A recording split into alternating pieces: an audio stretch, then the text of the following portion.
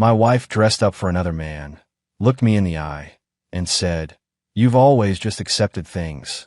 I smiled and said nothing. What she didn't know was that I'd already been listening to her secrets for 3 weeks, and what I heard was going to cost her everything. My name is Gary Lang. I'm 46 years old. I've worked as head of security at Millbrook Square Mall in Columbus, Ohio for the past 11 years. Before that, I did 8 years in loss prevention for a regional retail chain. I know how to watch people. I know how to read a situation, how to spot when something's off before anyone else in the room catches it. That's the bitter irony of all this. I spent my entire career learning to see what others miss, and I spent 2 years refusing to see what was happening in my own house. Donna and I met when we were both 28. She was managing a hair salon 2 blocks from where I worked. We got married 4 years later, had Cooper, then Lily. Good years, mostly. Not perfect, nobody's are, but solid. Or so I thought. The night I'm talking about was a Thursday in late October. I came home from a 12-hour shift to find Donna at the bathroom mirror, putting on makeup at 7 in the evening. Not the everyday kind. The full treatment, foundation, liner, the works. She was wearing a dark green dress I hadn't seen before. I stood in the doorway and watched her for a moment. Cooper was in his room doing homework. Lily was at the kitchen table with her colored pencils. "Where are you headed?" I asked, keeping my voice level. Donna didn't turn around.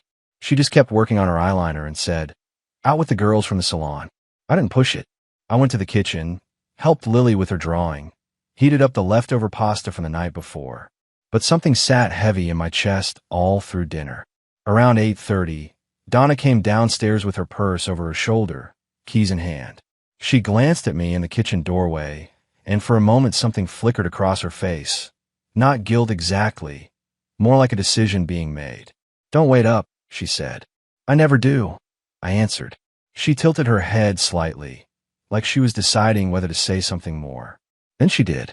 Her voice was flat, almost bored. "You know what your problem is, Gary?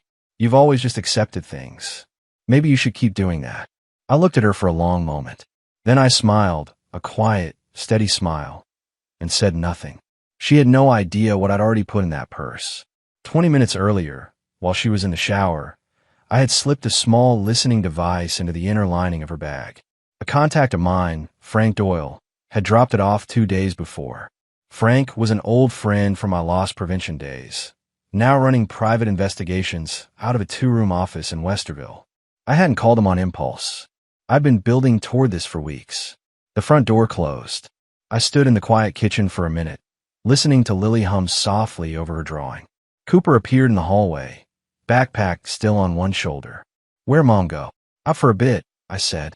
"You eat yet?" He shook his head.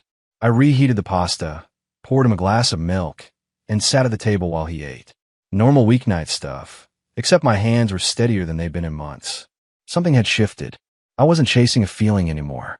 I was collecting facts, and I was very, very good at that.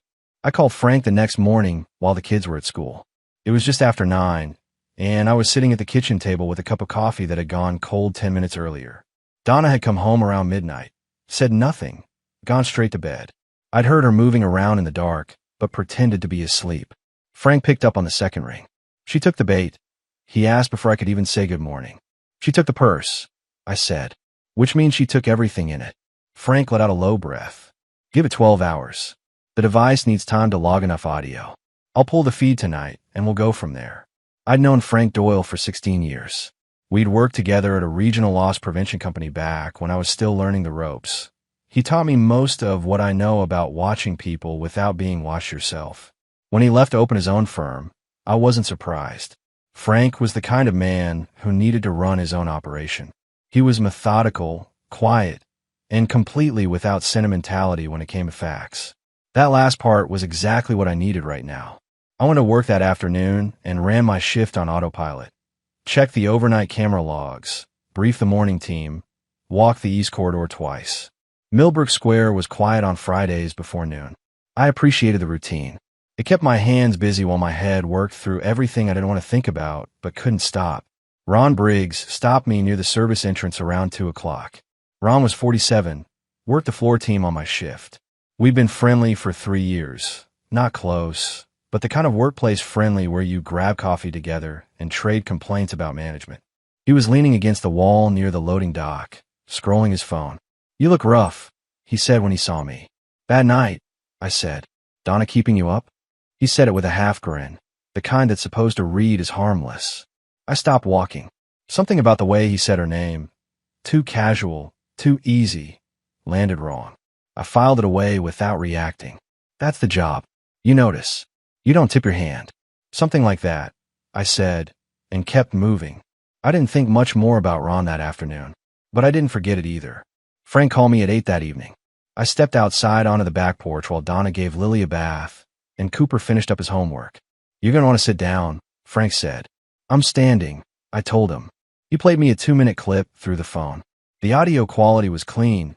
Frank's equipment always was. I heard Donna's voice first, then a man's. The man's name came up twice, Bryce.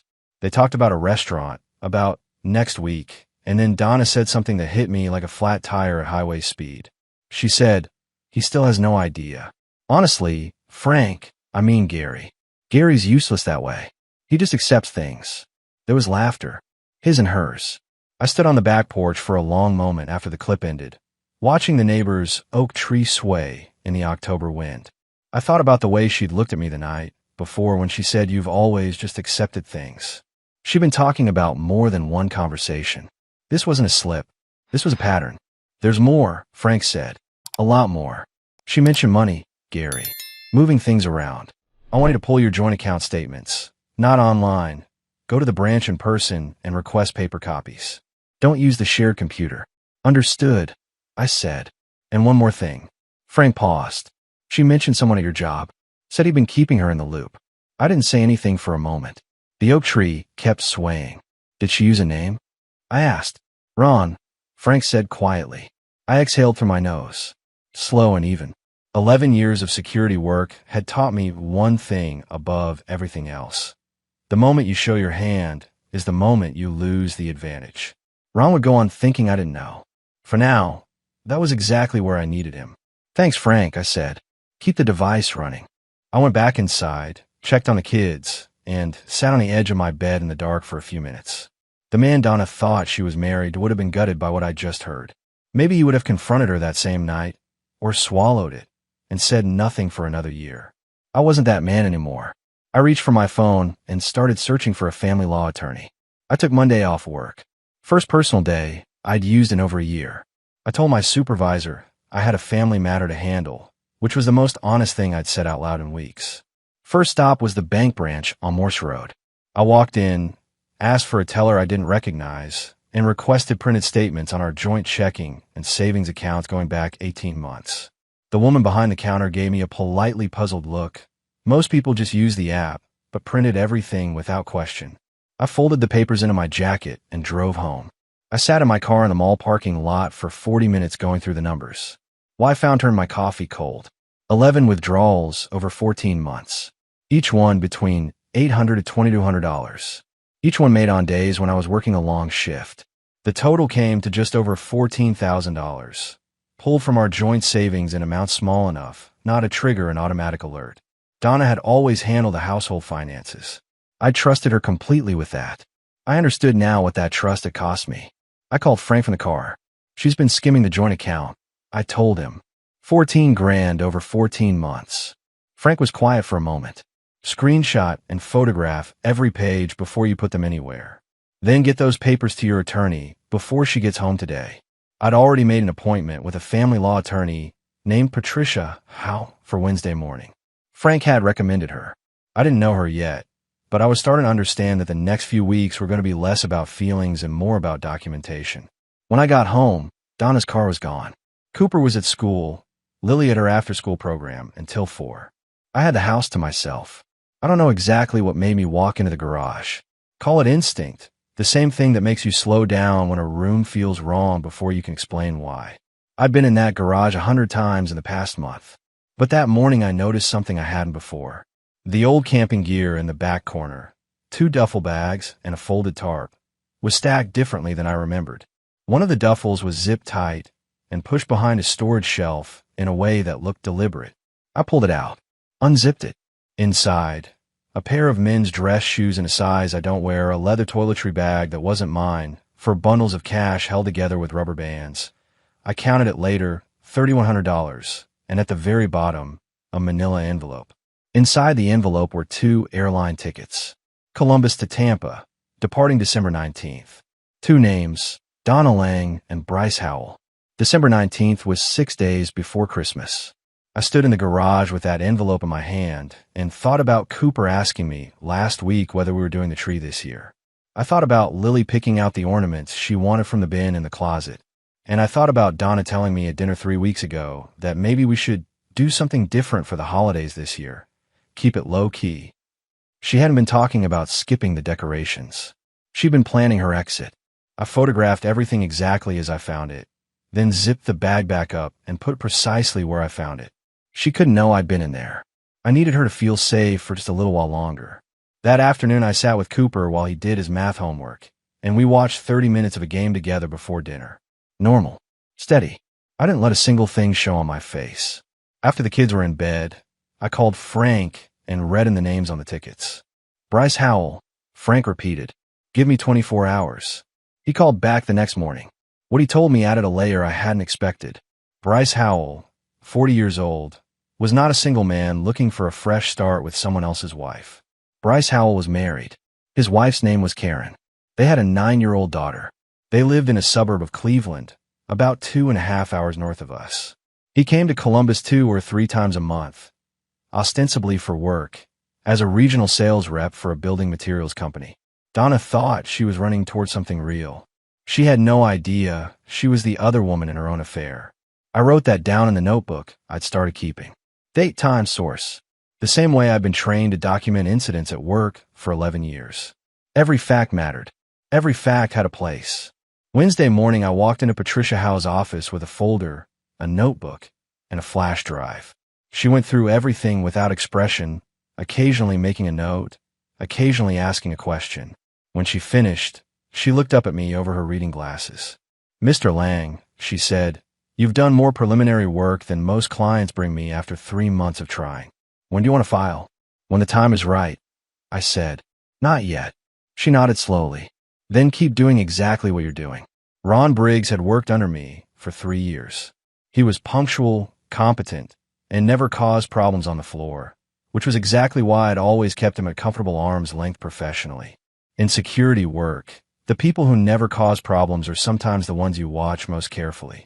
Trouble has a way of coming from the quiet corners. After what Frank had pulled from the audio recording, Donna mentioning Ron by name, as someone who was keeping her in the loop, I started paying attention to the quiet corner. I didn't change my behavior around him. That was critical.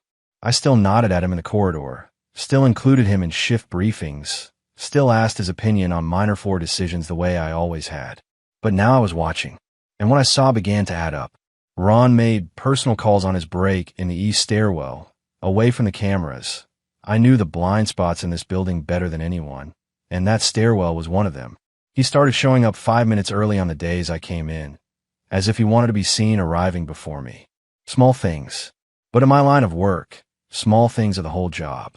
On Thursday, I reviewed 2 weeks of access logs on the security office computer. Our system logged every login and every file accessed. Ron had pulled up my personal scheduling records twice in the past 3 weeks, the calendar that showed my long shifts, my days off, my coverage gaps. He had no operational reason to access those files. I printed the logs, dated them, and added them to my folder. Friday morning, I arranged a shift overlap with a part-timer named Chris, which gave me 40 minutes free in the middle of the day. I used those 40 minutes to stand near the east stairwell with a reason to be there, a routine inspection of the fire door mechanism, and I listened. Ron was on his phone. He kept his voice low, but the stairwell carried sound better than he knew. She's at the mall Wednesdays now, I think. Yeah, he extended his shift on Thursday, so, I don't know, she said just keep passing it along. I noted the time. I walked back to the office.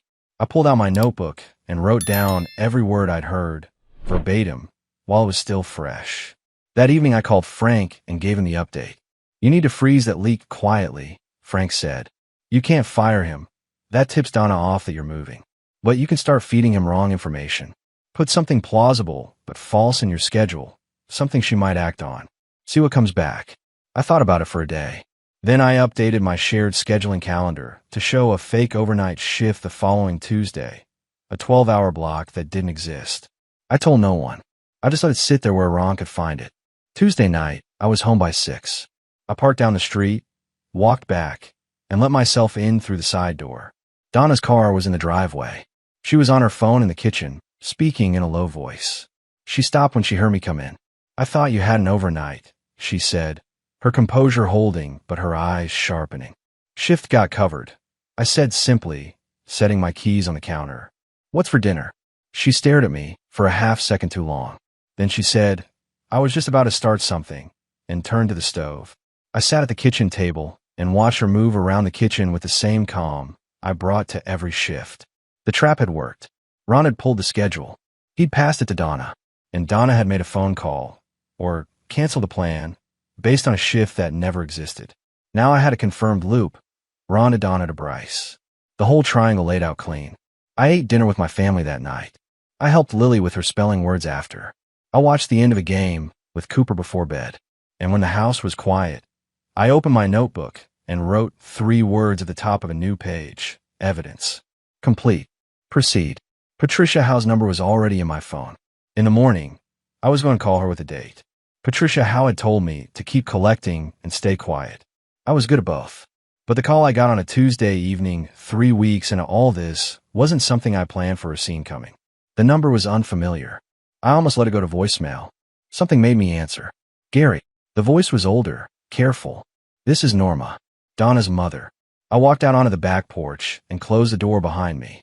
Cooper had the TV on in the living room. Lily was already asleep. "Norma," I said, "this is a surprise." "I imagine it is." She paused. The kind of pause that means someone is deciding how much to say. I'm going to get straight to the point because I don't have the patience for anything else at my age. I know what my daughter is doing. I've known for a while, and I want you to understand that I don't approve of it. Not one bit. I leaned against the porch railing and said nothing. In my line of work, silence is the best way to let someone keep talking. "She left her iPad at my house 2 weeks ago," Norma continued. I wasn't snooping. It was sitting on my kitchen counter, and a message came up on the screen. From a man named Bryce. Another pause. I read enough to understand the situation. "Norma," I started. "Let me finish," she said firmly. "I have 2 grandchildren in that house. Cooper and Lily didn't choose any of this, and they don't deserve to be caught in the middle of whatever game Donna is playing. I raised my daughter better than this, and I'm not going to sit on the sidelines and pretend I don't see it." I exhaled slowly. "What are you offering, Norma?" "I have screenshots," she said. I took them before I gave the iPad back. 3 separate conversations between Donna and this Bryce person. They talk about money, Gary. About accounts. About timing. She paused once more. "I'll send them to you tonight if you give me your email. And I want your word that those children are going to be looked after properly." "You have my word," I said. "That's the only thing I'm fighting for." The screenshots arrived 40 minutes later. I forwarded them directly to Patricia Howe with a brief message. "New evidence. Sources credible. Details tomorrow." Then I sat at the kitchen table and read through them 3 times. Donna and Bryce had been coordinating for months. The screenshots covered conversations spanning 6 weeks, and they referenced the account, a phrase that appeared 4 times, along with specific dollar amounts that matched withdrawals I'd already documented from our joint savings. In one exchange, Donna wrote, "Linda says we move on the filing after the holidays. Keep the December trip quiet." Linda. That was Linda Farr, Donna's attorney, which meant Donna had already retained legal counsel without telling me. She had a lawyer, a plan, a timeline, and a getaway trip booked, and she'd been walking around our house every evening like everything was normal. I met with Patricia the next morning and handed her the printed screenshots. She studied each one carefully. "These are significant," Patricia said. "Combined with the financial records and the airline tickets, we have a clear pattern of coordinated deception. I want to file for emergency temporary custody before she does anything else." She looked up at me. "The sooner we move, the less room she has to maneuver." "Do it," I said. That afternoon, walking back to my car from Patricia's office, I called Frank. "It's moving," I told him. "How are you holding up?" Frank asked. I thought about it honestly. "I'm fine," I said. "Angry but fine. The anger's useful right now." Frank was quiet for a moment. "Earl know anything yet?" My father, 75 years old, living alone in the house he'd raised me, and over in Gehenna. Sharp as a tack and twice as stubborn. Not yet, I said. But he will soon. The emergency custody hearing was set for a Thursday. Patricia had moved fast. I gave her credit for that. By Wednesday evening, I had the kids' bags packed and in the trunk of my car. I told Cooper and Lily we were going on a short trip to Grandpa Earl's, that Mom had some things to take care of at home. Cooper gave me a long look. He was 13, old enough to feel the undercurrent, but he nodded and helped his sister with her backpack. Earl lived in a 3-bedroom ranch on a quiet street in Gehenna, 20 minutes from our house. I called him from the driveway before we left. Dad, I said, I need to bring the kids to you for a few days. I'll explain everything when I get there. Drive safe, was all Earl said. That was my father in a nutshell. No drama, no unnecessary questions. He'd been a machinist for 31 years. He understood that some things needed doing before they needed explaining. When we pulled up, Earl was already on the front porch in his flannel shirt despite the November chill. He hugged both kids without a word about why they were there, told Lily he'd bought the good cereal, and asked Cooper if he wanted to see the new woodworking project in the garage. Just like that, the tension in the car dissolved. That was Earl's gift. He made space feel safe without making a production of it. I helped settle the kids, then stood with my father in the kitchen while they got themselves sorted in the back bedroom. Donna, he asked. Yeah, I said. He nodded once. He didn't ask for details. He just poured us both a cup of coffee and sat down at the table the same way he'd sat at that table through 30 years of problems. Steady, unhurried, present. Those kids go to be all right, he asked. That's what I'm working on, I told him. He nodded again. That was enough for Earl. The next morning, I drove to the courthouse for the hearing. Patricia was already there, composed and prepared, her folder organized, and her expression neutral in that way that told me she'd done this 100 times. Donna arrived with Linda, far 12 minutes later. Donna looked polished but tense. There was something behind her eyes I recognized from years of watching people under pressure at work. She hadn't expected this timeline. The hearing lasted 40 minutes. Patricia laid out the evidence methodically, the financial records, the airline tickets to Tampa, the screenshots Norma had provided, and a signed statement from Frank regarding the surveillance findings. Linda far pushed back on the surveillance angle, arguing admissibility, but the judge, a composed woman in her mid-50s named Judge Calloway, listened to both sides without expression and then spoke. The court finds sufficient grounds to grant temporary sole physical custody to Mr. Lang pending a full hearing, she said. Mrs. Lang will have scheduled visitation, supervised for the time, being given the circumstances presented. Donna stood up halfway. Linda Farr touched her arm to keep her seated. This is not the final determination, Judge Calloway continued, looking directly at Donna. But I would strongly advise all parties to conduct themselves accordingly in the interim.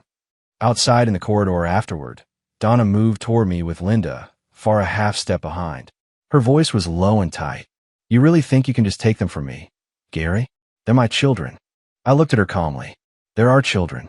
And right now the court agrees with me that they need stability. That's not a punishment, Donna. That's a consequence. She stared at me.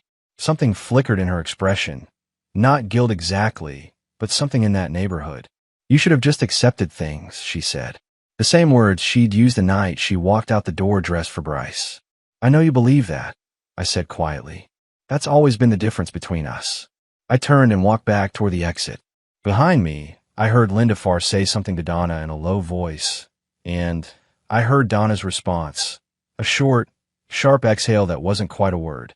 I pushed through the courthouse doors into the cold November air, got into my car, and drove to my father's house to pick up my kids. Life has a way of forcing you into situations you didn't plan for. I'd spent weeks building a careful, methodical case, documents organized, attorney briefed, every move calculated. What I hadn't calculated was running into Bryce Howell on a Saturday morning in the cereal aisle of the Kroger on Stelzer Road. I recognized him immediately from the photo Frank had pulled. 40 years old, medium build, wearing a gray fleece jacket and holding a box of granola like he didn't have a care in the world. He was looking at his phone when I walked around the end of the aisle with my cart. He looked up. For a half second, neither of us moved. He knew who I was. I could see it in the way his expression shifted. A quick recalibration, The kind people do when they get caught somewhere they'd rather not be caught. He opened his mouth slightly, closed it, then tried for casual. Hey, he said. I stopped my cart about 4 feet from him. I looked at him the way I'd looked at shoplifters for 11 years. Steady, patient, without hostility. Just watching. Bryce, I said. Not a question. He straightened up slightly. Look, man, I don't want any trouble. I'm not here for trouble, I said, keeping my voice low and even. I'm here for cereal. I paused just long enough. But since we're standing here, you should know that everything you and Donna planned is already on a judge's desk. The Tampa tickets, the account transfers, all of it. I held his gaze. Whatever you thought you were building with her, you might want to think carefully about whether it's still worth building. He stared at me. His jaw tightened, then loosened. He was trying to figure out what move to make and coming up empty. I didn't want it to go this way, he said finally, his voice lower now. I know you didn't, I said. Nobody ever does. I pushed my car past him and kept moving down the aisle. I didn't look back. My hand was steady on the cart handle, my breathing even. The anger was there. It was always there underneath, but I'd learned to use it as fuel instead of fire. You don't win anything by exploding. You win by being the last man standing when the dust settles. I texted Frank from the parking lot. Ran in a howl at Kroger. Said my piece. No incident. Frank replied with a single word, good. That afternoon, Donna called my cell. The kids were at Earl's for the weekend, a new routine we'd settled into since the hearing, and I was at home going through paperwork at the kitchen table. You spoke to Bryce, she said. Her voice had that particular tone she used when she was managing her anger in public. Controlled but pressurized. I did, I said. You had no right. I ran into him at the grocery store, Donna. I said a few words and kept shopping. Check with your attorney about whether that's a problem. I paused. While you're at it, ask her about the Tampa flight reservation. Patricia filed a motion this morning referencing it as evidence of intent to relocate the children without consent. That might be worth discussing. Silence on the line. Long enough that I thought she might have hung up. You think you're so far ahead of me, she said finally. Her voice had dropped to something quieter and harder. I'm not trying to be ahead of you, I said. I'm trying to protect Cooper and Lily. That's the only race I'm running. She ended the call without another word. I set the phone on the table and went back to my paperwork. 2 days later, Donna did something I hadn't anticipated. She showed up at my parents' house, Earl's place in Gahanna, on a Monday afternoon while the kids were at school. I wasn't there. Earl called me afterward. She came to the door. He told me, his voice measured. Wanted to see if the kids were here. I told her they were at school, and she already knew that. He paused. She started in about how you'd taken everything from her, and she just wanted her family back. What did you say, Dad? I told her, Earl said slowly, that a family doesn't leave on its own. It gets left. And then I told her my son would be in touch through his attorney, and I closed the door. I held the phone and let that sit for a moment. 75 years old, and still the steadiest man I knew. Thanks, Dad, I said. Drive careful, he replied, and hung up. That evening I relayed the visit to Patricia Howe. She noted it, added it to the file, and told me make sure the kids' school had documentation of the custody arrangement, so Donna couldn't attempt anything similar there. I called the school first thing the next morning and spoke to the principal personally.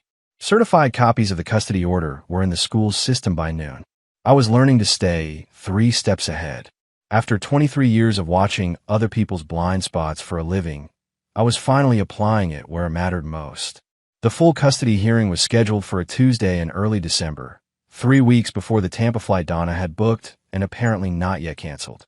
Patricia told me that was significant. The fact that the reservation still existed strengthened the relocation without consent argument considerably. I wore my good charcoal suit, the same one I'd worn to Cooper's school award ceremony 2 years ago. It still fit. I drove to the courthouse alone, parked 2 blocks away, and walked in with my folder and a clear head. The courtroom was larger than the one we'd been in for the emergency hearing. More formal, more people. Donna was already seated when I arrived, Linda far beside her in a dark blazer. Donna had dressed carefully, a navy outfit, hair neat, expression composed. She looked like someone trying very hard to look like the person she wasn't anymore. Patricia had prepared me well for what to expect. Linda Farr's strategy, Patricia had told me, was going to center on 2 things: painting the surveillance as a violation of Donna's privacy and autonomy, and introducing the concept of emotional control, arguing that Gary Lang had spent years keeping his wife financially dependent and psychologically constrained. I had to hand it to Linda Farr. She billed it reasonably well. She spoke about Donna's limited access to financial accounts, her feeling of being monitored and managed in the marriage, the power imbalance of living with a man whose professional background was in surveillance and security. She was smooth and practiced, and I watched several people in the gallery nodding slightly. Then Patricia stood up. She started with the bank records. 14 months of systematic withdrawals from the joint account, totaling just over $14,000, made exclusively on days when Gary Lang worked long shifts. She laid the timeline on the table like a series of photographs, each one clicking into place. Then came the airline tickets. Patricia explained the Tampa reservation, 2 passengers, December 19th, and the duffel bag found in the garage. The men's shoes, the cash, the envelope. She noted that December 19th fell 6 days before Christmas, when the children would normally expect to be home with both parents. Then came Norma's screenshots. Patricia presented them carefully, establishing Norma's credibility. A 69-year-old woman with no stake in the proceedings beyond the welfare of her grandchildren, who had come forward voluntarily. The screenshots showed a coordinated financial plan between Donna and Bryce spanning 6 weeks, including the phrase Linda says we move on the filing after the holidays, which drew a visible reaction from Judge Calloway. Linda Farr objected twice during this section. Both objections were noted and overruled. When Patricia addressed the surveillance directly, she framed it with the precision I'd come to expect from her. A man with professional training in documentation and observation, watching his own household, using equipment obtained legally, responding to a reasonable and well-founded suspicion of financial fraud. Not a violation. An act of protection. Judge Calloway asked several questions during the presentation. Focused, specific questions about the financial timeline, about the children's school schedules, about the existing temporary custody arrangement's effect on the children's daily lives. Patricia answered each one cleanly. Then it was Donna's turn on the stand. She held herself well for the first 15 minutes. Composed answers, careful phrasing, everything Linda Farr had coached her on. But when Patricia began cross-examination and started walking through the specific dates on the bank withdrawal records, asking Donna to confirm each one, the composure began to develop hairline fractures.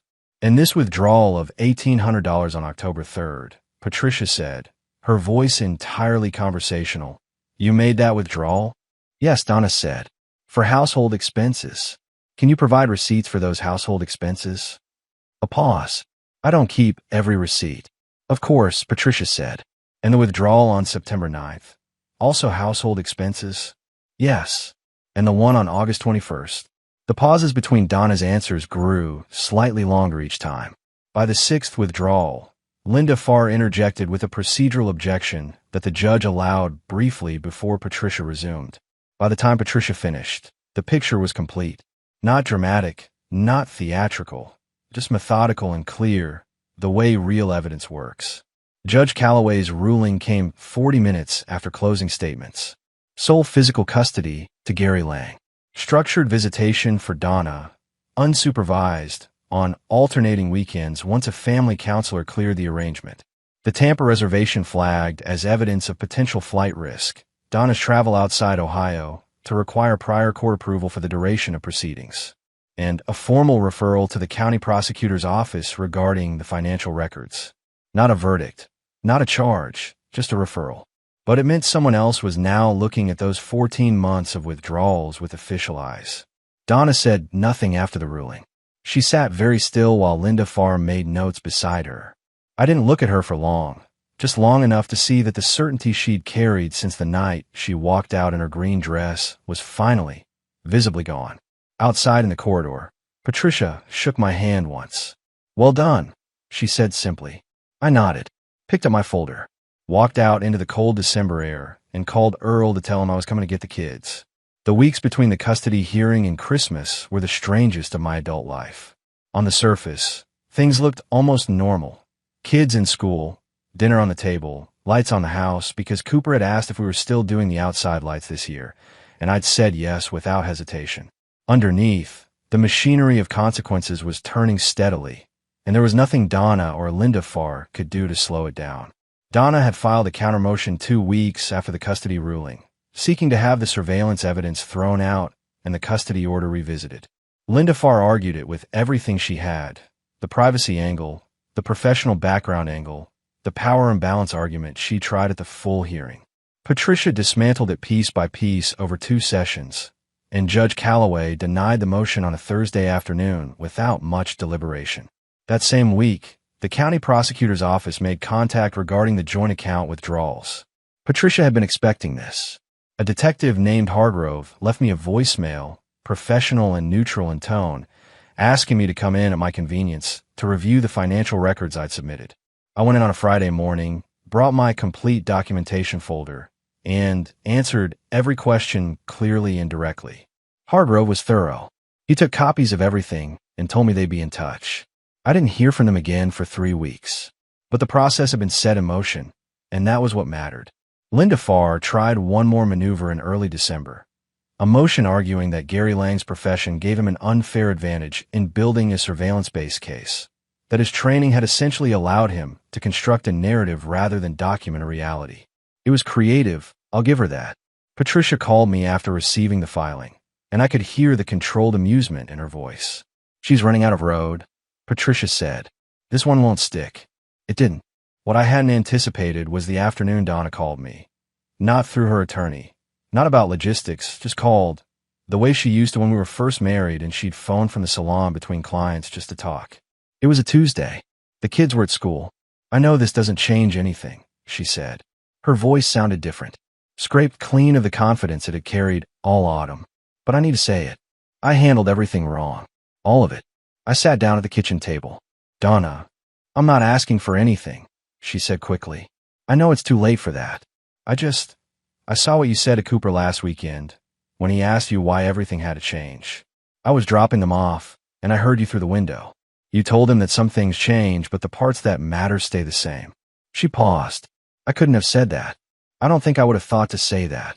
I was quiet for a moment. There was a part of me, not a large part, but an honest one, that felt the weight of 18 years in that phone call. The years before it went wrong. The woman she'd been before she decided she deserved something different than what we'd built. "The kids love you, Donna," I said. "That doesn't go away. What you do with it from here, that's up to you." She didn't say anything for a few seconds. Then, quietly, "I know." We hung up. I sat at the table for a while. Then I got up, rinsed my coffee cup, and went to check the outdoor lights. 2 of the strands had gone out on the left side of the house, and I'd been meaning to fix them for 3 days. Bryce Howell quietly fell out of the picture around the same time. Frank confirmed it. No more contact between him and Donna. No more visits to Columbus that he could trace. Whether his wife in Cleveland had found out, or whether the legal proceedings had simply made everything too complicated, I didn't know and didn't particularly need to. He was gone. Whatever Donna had believed she was running toward had dissolved the way those things usually do when the circumstances stop being easy. Ron Briggs resigned from Millbrook Square the second week of December. He gave 2 weeks' notice and said it was for personal reasons. I accepted the resignation professionally, thanked him for his years of service, and didn't say another word about it. He knew what I knew. Saying it out loud would have helped neither of us. The referral to the prosecutor's office remained open as the year ended. Patricia told me these things moved slowly and that I shouldn't expect resolution quickly. I wasn't looking for resolution. I was looking at my kids eating breakfast on a Saturday morning with the winter sun coming through the kitchen window, and that was the only resolution I needed right now. 14 months after that October night, when Donna walked out the door in her green dress and told me I'd always just accepted things, I was sitting on the cold aluminum bleachers of a middle school gymnasium watching Cooper play in a basketball tournament. He'd joined the team in September. I'd driven him to every practice and every game since. Lily sat beside me on the bleachers with a thermos of hot chocolate I'd packed, her boots kicking rhythmically against the seat below as she watched her brother. She'd been doing that leg-swinging thing since she was 3 years old. I hoped she never stopped. Cooper brought the ball up the court, got screened, found a teammate on the wing. The teammate missed the shot. Cooper grabbed the rebound himself, all elbows and determination, and put it back up off the glass. It dropped in. The small crowd made noise. Lily grabbed my arm. "Did you see that?" she demanded. I saw it, I said. In the 14 months since the full hearing, the machinery had kept turning at its own pace. Donna's visitation had progressed from supervised to unsupervised once the family counselor cleared it, which took 4 months and required Donna to complete a financial responsibility course the court had ordered as a condition. She'd done it without complaint, which Patricia told me was a good sign. I chose to believe that too. The county prosecutor's office had issued a formal finding on the joint account withdrawals 8 months ago. Donna had reached a civil settlement, restitution of $11,000, repaid in installments, with a suspended sentence contingent on full compliance. No jail time. I hadn't asked for jail time. I'd asked for my money back and for accountability.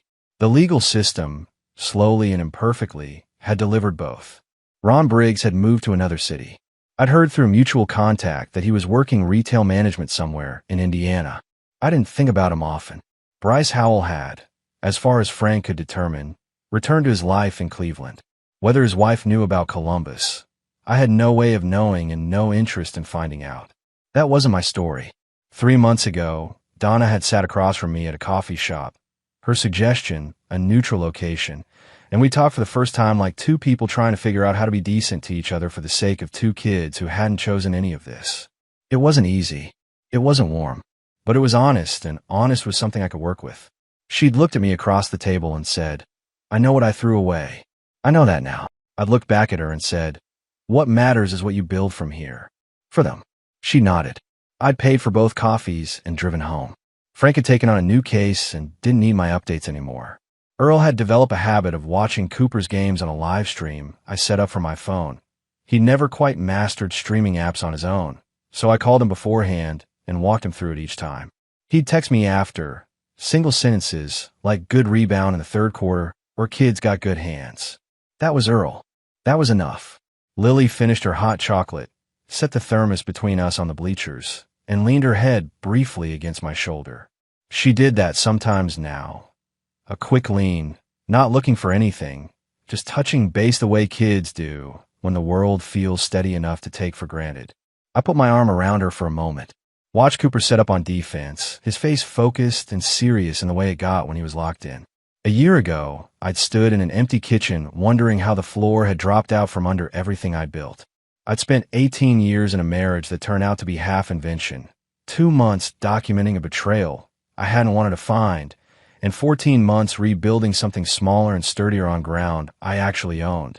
I wasn't the man Donna had counted on staying in place. I wasn't the man who just accepted things. I was the man on the bleachers on a Saturday, and there was nowhere on earth I would have rather been.